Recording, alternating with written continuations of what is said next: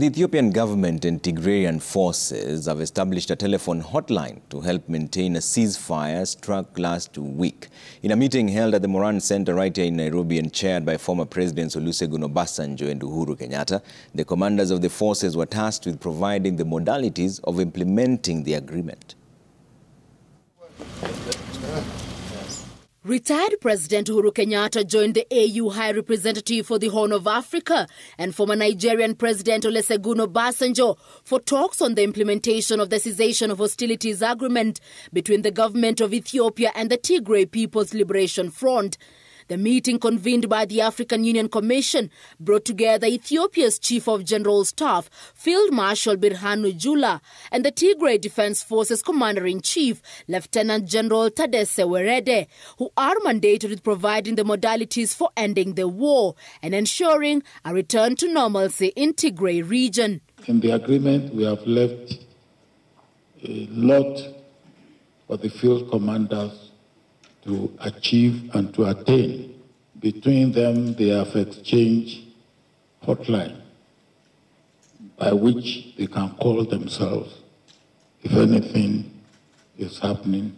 Indeed, it is a meeting of colleagues who know each other, and colleagues who I am certain at the conclusion of this process will be colleagues who will be working together for the betterment of their country, for the betterment of Ethiopia, for the benefit of our region. The former presidents, who hailed the progress made so far, said they expect that in the next 1 month, normalcy would have returned in Tigray region and that all parties will adhere to the cessation of hostilities agreement signed in South Africa last week. We started in Pretoria.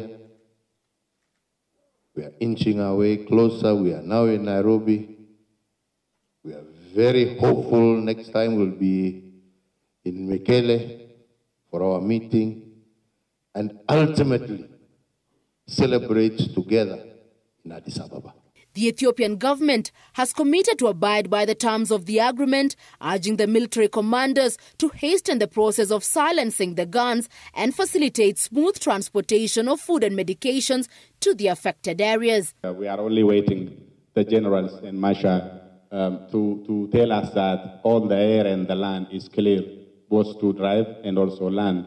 Once they reach agreement today and tell us that it is safe and how to coordinate, we have to begin flying. We have to allow the trucks to reach the food.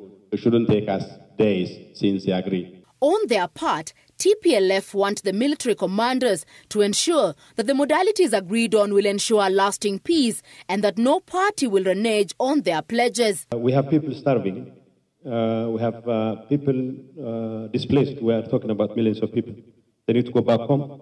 They need to rest assured that they will have access to food. Even in some areas, they're not even in a position to harvest. The discussions by the military commanders, expected to continue for the next 3 days, will bring to an end the suffering of more than 2.6 million people who have been displaced by the war in the last 2 years. The UN Refugee Agency says that more than 9.4 million people are in urgent need of food and other essential aid in the region.